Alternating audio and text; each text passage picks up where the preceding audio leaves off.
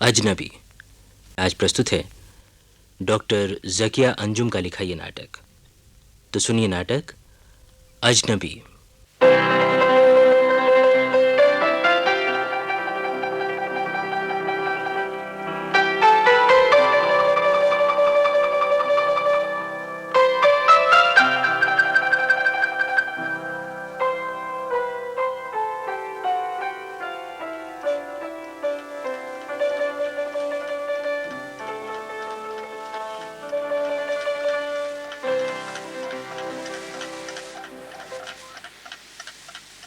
सुनिए सुनिए ना। क्या सो गए आप?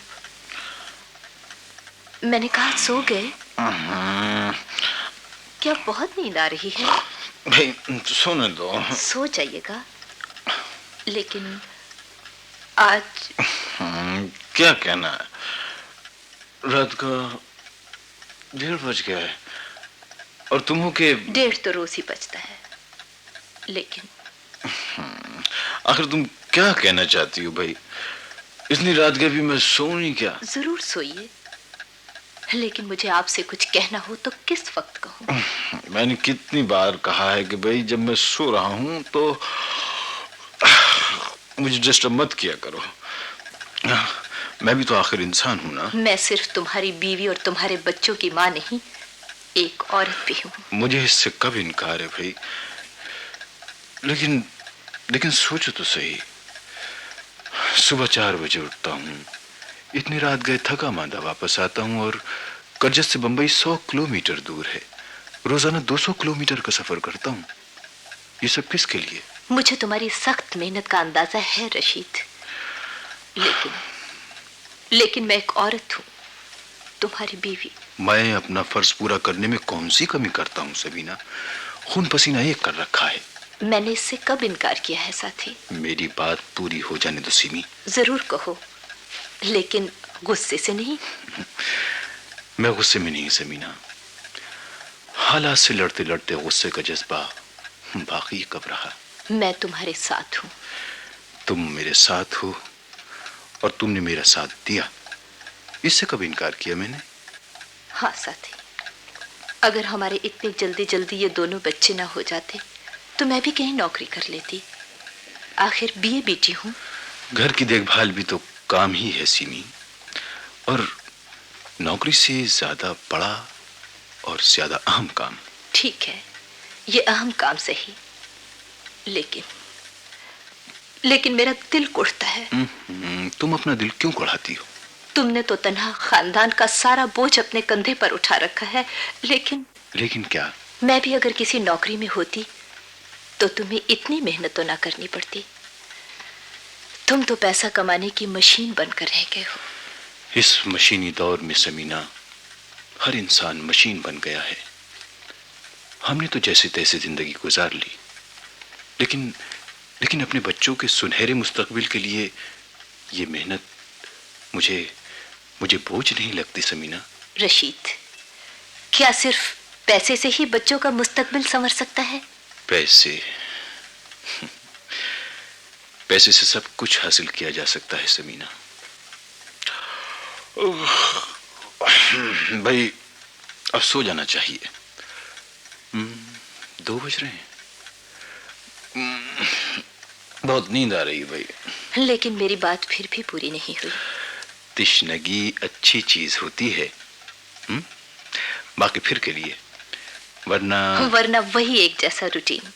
सुबह 4 बजे उठना, उल्टे सीधे नाश्ता करना और जूते के फीते बांधते बांधते खुदा हाफिज कहना और रात गए लौटना और पढ़ के सो जाना। क्यों? रशीद, मैं इस जिंदगी से थक गई हूँ, बहुत थक गई हूँ।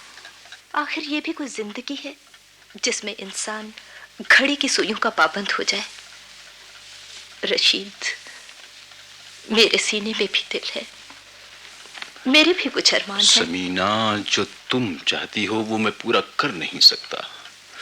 तुम चाहती हो मैं तुम लोगों के साथ बंबई में रहूं। मैं बंबई में अपने लिए काम ढूंढने में कामयाब हो सका, मकान ढूंढने में नहीं। मैं बंबई में इतना बड़ा मकान नहीं ले सकता, इसलिए मैंने करजत में मकान ले लिया है। मैं खुद महसूस करता हूं कि रोजाना 200 किलोमीटर की दौड़ हमारी जिंदगी के रस को सुखाती जा रही है समीना। मैं जानता हूं, मगर मगर इसके अलावा मेरे पास दूसरा हल नहीं। मुझे ये भाड़ सा मकान और ये आरामदेह चीजें नहीं चाहिए, बल्कि मोहब्बत करने वाले शौहर की जरूरत है, जिसके सीने में मुंह छुपाकर मैं अपनी सारी दिन की थकान फरामोश कर सकूं। तो क्या मैं तुमसे प्यार नहीं करता?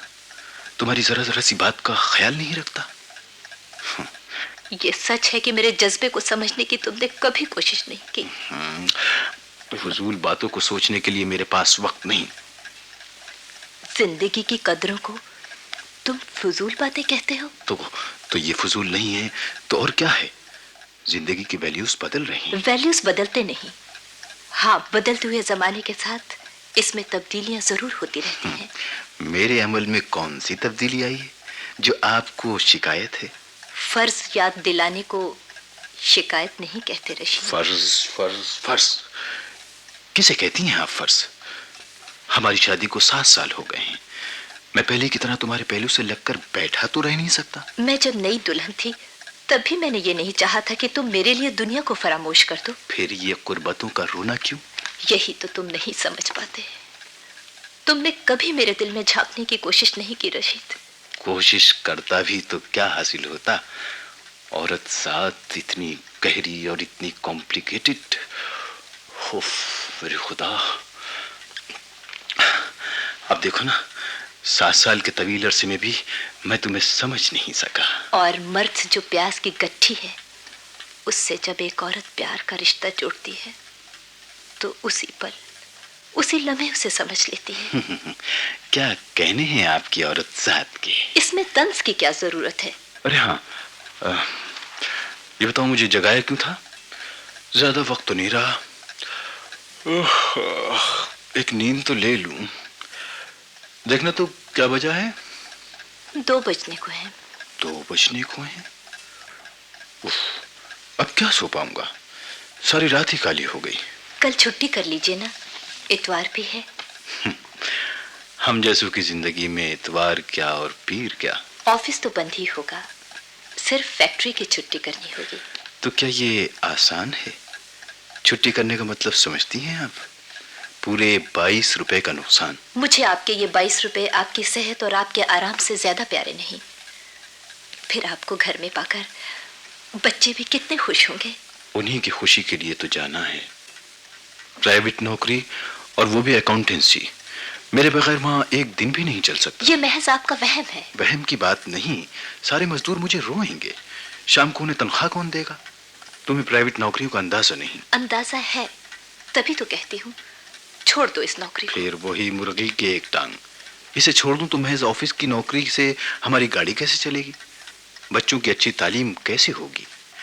उनकी सेहत, उनकी खुशी और उनके रोशन मुस्तकबिल के लिए ये पार्ट टाइम जॉब बहुत जरूरी है। बच्चों को बेहतर तालीम और तरबियत के साथ साथ बाप के शफकत की भी जरूरत है, जिससे वो बदनसीब बिल्कुल ना आशना है। अरे भाई, ये शफकत वफकत सब बेकार की बातें हैं, पुरानी लुगत के मनखड़त अल्फाज। आज की जिंदगी में पैसा ही सब कुछ है समीना। खैर, तुम अपनी बात कहो। नींद तो तुमने भगाई दी। कल रूही की सालगिरह है। ओह, अगर आप छुट्टी ले लें तो अच्छा है।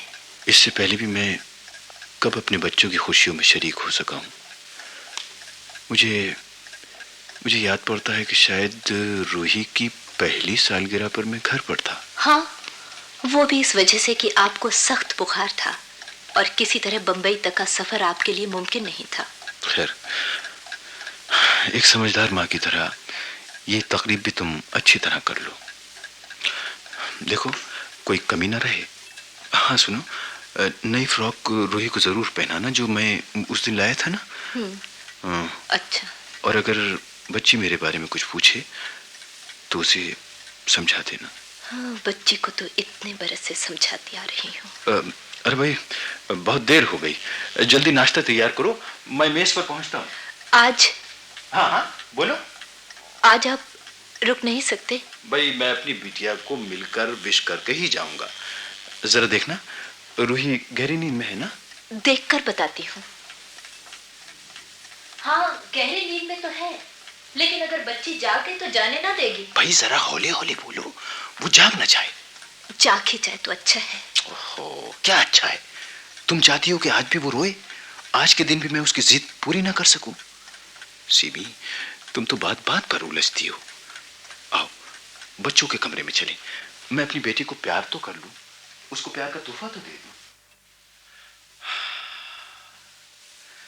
रूही मेरी बच्ची, wish you happy birthday to you my dear Ruhi. खुदा तुम्हें तमाम खुशियों के साथ लंबी उम्र दे। खुदा हाफिज मेरी बच्ची, खुदा हाफिज।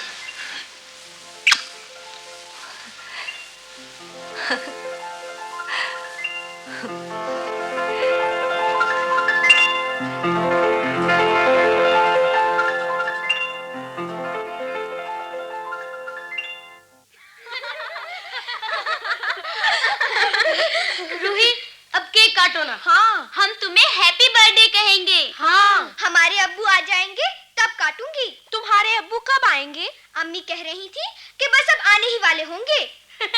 इनके अब्बू भी कैसे हैं? आज इनका जन्मदिन है, फिर भी वो घर पर नहीं है। हमारे पापा तो हमें गोद में लेकर केक कटवाते हैं, हाँ। गुब्बारे देते हैं, हाँ। और हमें बहुत सारी पप्पी करते हैं। और नहीं तो क्या। तुम सब खामोश रहो, अब मेरे अब्बू आने ही वाले हैं। इतनी देर तो हो गई, अभी तक तो आए नहीं इनके अब्बू। आज मेरी सालगिरह है, वो जरूर आएंगे। अम्मी कह रही थी सुबह मुझे बहुत सा प्यार करके गए हैं। इनके अब्बू, हमने तो कभी उन्हें देखा भी नहीं, जाने कहाँ जाते हैं वो। हमारी अम्मी कहती हैं कि अब्बू रोज सुबह बम्बई जाते हैं, वहाँ किसी दफ्तर में काम करते हैं। क्यों रूही, क्या पूना में कोई दफ्तर नहीं है जो तुम्हारे अब्बू नौकरी करने बम्बई जाते हैं? लेकिन अम्मी कहती है कि बम्बई में पैसे बहुत मिलते हैं और खिलौने भी बहुत अच्छे अच्छे मिलते हैं। देखो ये फ्रॉक मेरे लिए अब्बू वहीं से लाए हैं, और ये सोने चांदने वाली गुड़िया भी। हाँ देखे तो दिखा, हाय दिखा, इसकी लाल तो अच्छी ना। हाय जूते देख इसके। अरे बच्चों, तुम सब गाओ ना हैप्पी बर्थडे टू रूही, और ये टॉफियां भी तो लो तुम लोग। आंटी, जब रूही केक काटेगी तभी गाना गाएंगे। हाँ, आंटी। हाँ हाँ, क्यों नहीं, रूही जरूर केक काटेगी। आ मेरी लाडली, मेरी शहजादी, तेरी उम्र दराज। लो ये केक काटो। अब्बू जब आएंगे तभी मैं केक काटूंगी, उनकी गोद में बैठकर। मैं गोद में उठाई लेती हूँ अपनी गुड़िया रानी को। शाबाश, आजा मेरी गोद में। नहीं अम्मी, मैं तो अब्बू की गोद में बैठकर केक काटूंगी। और मैं तुम्हारी अम्मी जो हूँ, मेरी गोद में नहीं आओगी? आपकी गोद में तो रोज ही बैठती हूँ, आज तो मेरी सालगिरह है, अब्बू की गोद में मैं बैठूंगी। कब आएंगे अब्बू? देखो रूही, अब जल्दी से केक काटो, मोमबत्तियां बुझ रही हैं, फिर अंधेरा हो जाएगा तो तुम्हारे ये दोस्त घर कैसे जाएंगे? शाबाश मेरी अच्छी, मेरी चंदा, अपनी अम्मी का कहना नहीं मानेगी रूही? नहीं नहीं, अब्बू, अब्बू को बुलाइए, अम्मी मेरे अब्बू को। बेटे, जब तुम केक काट कर अपने दोस्तों को खिला दोगी तभी तुम्हारे अब्बू आएंगे। सच में?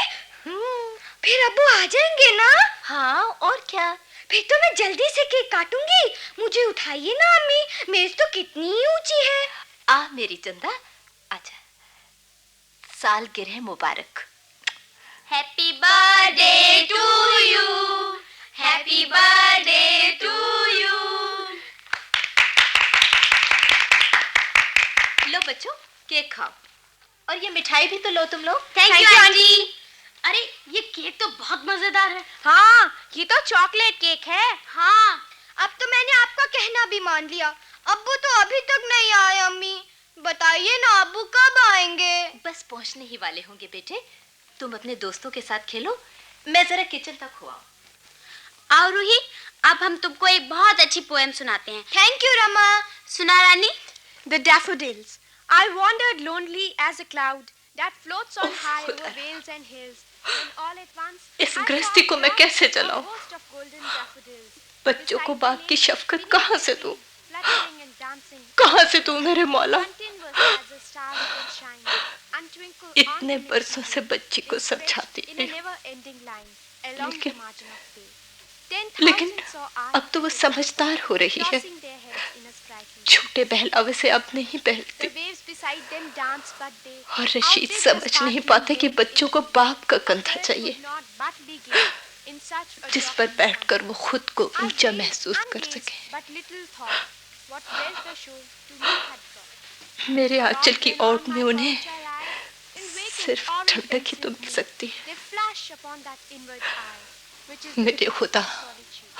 And then my heart तू हमारे हालात क्यों नहीं बदल देता? dances with the daffodil. तेरे हाथ में तो सब कुछ है। Very good. अम्मी, आप यहाँ हैं अम्मी? मैं तो आपको किचन में देखने गई थी। यहाँ आ, मेरे पास आ बेटे।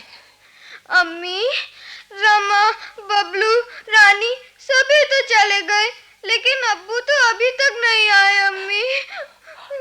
आ, आजा बेटे, मैं तुझे एक कहानी सुनाऊंगी, एक अच्छी सी कहानी। आ मेरी चंदा, अब्बू, तुम्हारे अब्बू आते ही होंगे बेटे। आप तो यूं ही कहती हैं। मेरी बच्ची के लिए उसके अब्बू बहुत सारे खिलौने लाएंगे, बस आजा, अब अब्बू को याद ना कर। आ, शाबाश। मैं अब्बू को क्यों नहीं याद करूं? क्या वो मेरे अब्बू नहीं है बेटे, है तो। फिर वो हमारे साथ क्यों नहीं रहते? रमा, बबलू, रानी सबके पापा तो घर में उनके साथ रहते हैं। जानती हैं आप, रीता रोज शाम को अपने डैडी के साथ पार्क जाती है और हम कहीं नहीं जाते। मैं अपनी लाडली को घुमाने ले जाया करूंगी, बस। अब खुश? अब हंस तो जल्दी से मेरी बेटी। झूठ। मैंने कभी तुमसे झूठ बोला है बेटे? आप तो हर वक्त घर के काम में लगी रहती हैं। सब बच्चे को घुमाने उनके अब्बू ले जाते हैं। अम्मी, क्या है? अब्बू रोज कहाँ जाते हैं? बम्बई। काम तो सबके अब्बू करते हैं, लेकिन बस दिन में, और इतवार को तो सबके अब्बू घर पर रहते हैं। लेकिन हमारे अब्बू तो इतवार को भी नहीं होते। बताइए ना अम्मी। तुम्हारे अब्बू बम्बई जाते हैं बेटे। बम्बई क्या बहुत दूर है अम्मी? हाँ बेटे, यहाँ करजत से 100 किलोमीटर दूर है। तुम्हारे अब्बू को वहाँ बहुत सारे काम होते हैं, इसीलिए आने में देर हो जाती है बेटे। बम्बई में क्या कभी छुट्टी नहीं होती अम्मी? अब ज्यादा मुझे तंग मत कर रूही, चलो कुछ खा लो। मैं कुछ नहीं खाऊंगी जब तक आप बता नहीं देंगी कि अब्बू घर में क्यों नहीं रहते। बता तो दिया कि तुम्हारे और तुम्हारे भैया के लिए बहुत सारे खिलौने और पैसे लेने जाते हैं। अरशद तो अभी इतना छोटा है, उसे पैसों की क्या जरूरत? अरशद बड़ा भी तो होगा एक दिन बेटे। और तुम जो हो अपने अब्बू की लाडली बेटी। लाडली बेटी क्यों? मैं उनकी लाडली होती तो वो मुझे प्यार न करते, हमारे साथ न रहते, हमें पार्क न ले जाते। आज मैं अब्बू से पूछ कर रहूंगी कि वो हमें छोड़कर कहाँ जाते हैं। आप बताइए अम्मी, अब्बू कैसे हैं? इस वक्त बेटे तुम खाना खा लो। देखो रात बहुत हो गई है, तुम खाना खाकर सो जाओ। मैं नहीं सोऊंगी। रोज आप इसी तरह बहलाकर मुझे सुला लेती हैं और हमें अब्बू से नहीं मिलने देती। अपने बिस्तर पर लेट जाओ, तुम्हारे अब्बू आएंगे तो मैं तुम्हें जगा लूंगी। मुझे मालूम है आप नहीं जगाएंगी, आप तो हमेशा यही कहती हैं। आज मैं तुम्हें जरूर जगा लूंगी, वायदा। आप ऐसा वायदा तो रोज ही करती हैं। तुम अपने कमरे में चलो तो सही बेटे। मैं आज अपने कमरे में भी नहीं जाऊंगी, अब्बू के कमरे में रहकर उनका इंतजार करूंगी। चलो यही सही। अब्बू आएंगे तो मैं उनसे नहीं बोलूंगी, आप उनसे कह दीजिएगा मैं उनसे खफा हूँ। नहीं बेटे, अपने अब्बू से कहीं कोई खफा होता है? बुरी बात है। तो सचमुच थोड़े ही खफा होंगी। अब्बू जब घर पर रहने का वायदा कर लेंगे तो मैं मिलनी कर लूंगी। अच्छा भाई, तुम जीती मैं हारी। अब मैं अरशद को सुलाने जा रही हूँ, बगैर कुछ खाए पिए सो जाएगा और ऊँघने भी लगेगा। अम्मी सुनिए तो सही। क्या है रूही? मैं अब्बू के कमरे में हूँ, वो जैसे आए उन्हें वहीं भेज दीजिएगा। कह दूंगी। भूलिएगा नहीं अम्मी? नहीं भूलूंगी बाबा। उफ, दिमाग खाली कर दिया लड़की ने।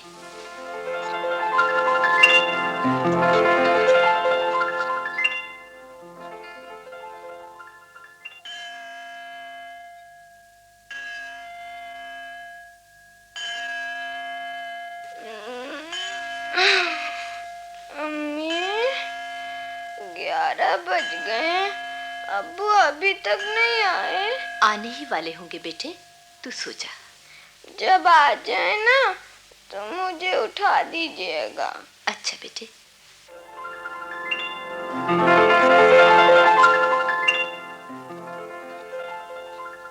भाई माफ करना सीमी, आज कुछ ज्यादा ही देर हो गई। मैं इसकी आदी हूँ, बच्चे से माफी मांगिएगा। आज जितनी जल्दी आने की कोशिश की उतनी ही देर हो गई। बच्ची कहाँ है? जहाँ रोज होती है। कैसी रही आज की पार्टी? सब कुछ ठीक हो गया ना? रूही ने अपनी नई फ्रॉक पहनी थी, वो खुश थी ना? है कि सांस में कितने सवालात करेंगे आप। चलिए मुंह हाथ धोइए, मैं खाना लगाती हूँ। सीमी, बरामदे में बैठकर भी बातें हो सकती हैं। मैं जूते मोजे उतारता हूँ, तुम आज की सारी बातें सब कुछ बगैर रुके हुए मुझे सुनाओ। समीना, आज दिन भर मेरा दिल बेचैन सा रहा, किसी काम में जी नहीं लग रहा था। बस ये चाहता था मेरे पर लग जाएं और मैं उड़कर तुम लोगों के पास पहुंच जाऊं, लेकिन कमबख्त नौकरी। अरे आज तुम्हारा चेहरा कुछ उतरा हुआ नजर आ रहा है। चलिए, अच्छा किया कि लफ्ज कुछ का इजाफा कर दिया। मजाक छोड़ो, बताओ माजरा क्या है? आज बहुत उदास लग रही हो। आज रूही ने बहुत तंग किया है। क्या हुआ आखिर? सब कुछ बताओ समीना, जल्दी जल्दी बताओ। वही जो होना था। बार बार वो आपको पूछती थी, जरा सी भी आहट होती वो दरवाजे की तरफ दौड़ती, और हर बार मुझे कहना पड़ता कि बस तुम्हारे अब्बू पहुंचने वाले हैं। शाम के 6 बज गए और वो केक काटने को तैयार नहीं थी।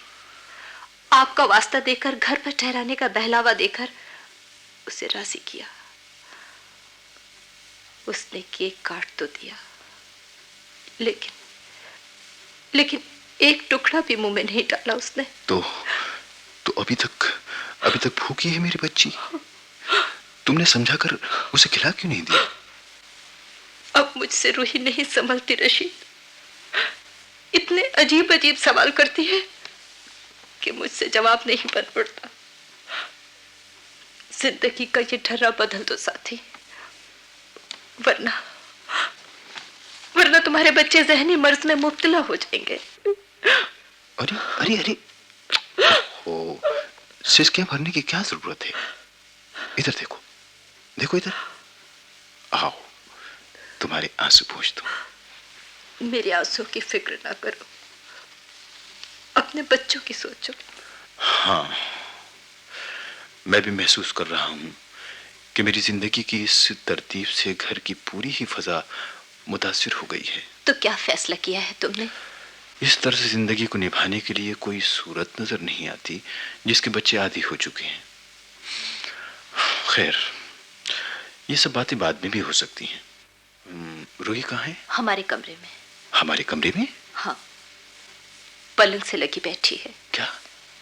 लेटने तक को तैयार नहीं हुई कि कहीं नींद ना आ जाए और रोज की तरह उसके अब्बू उसे ना मिल सके।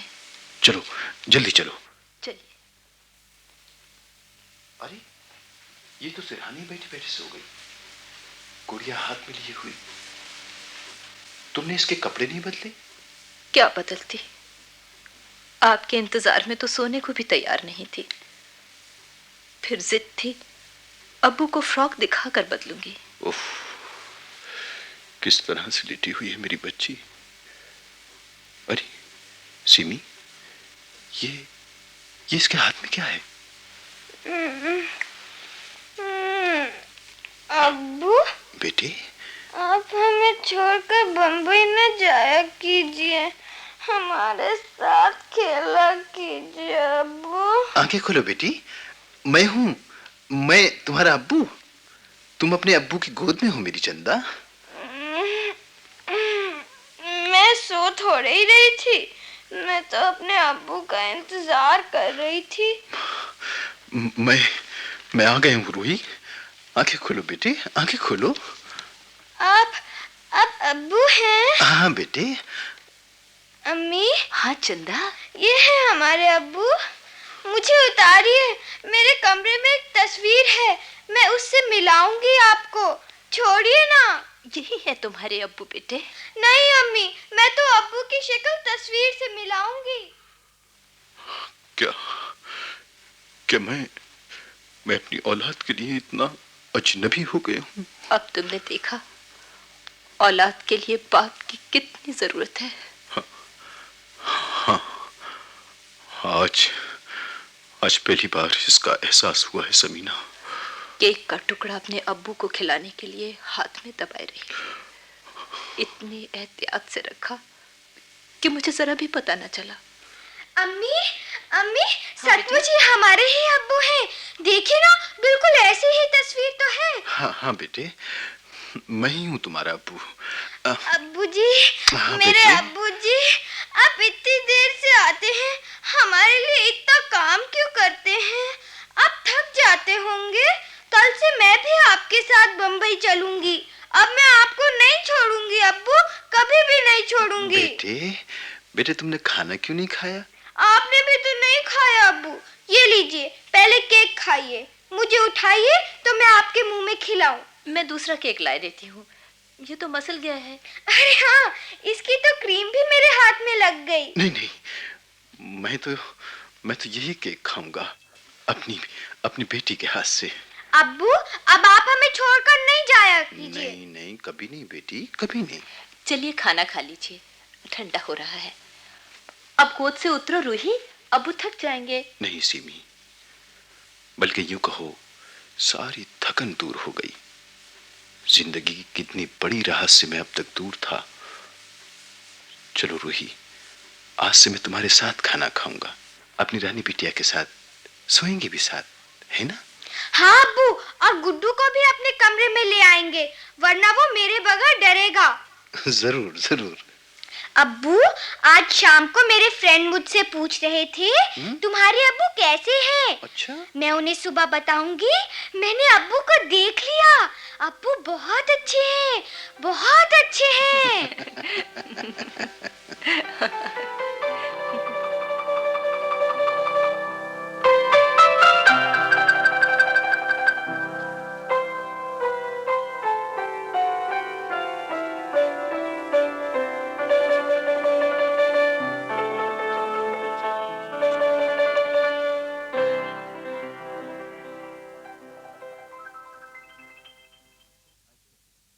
अजनबी।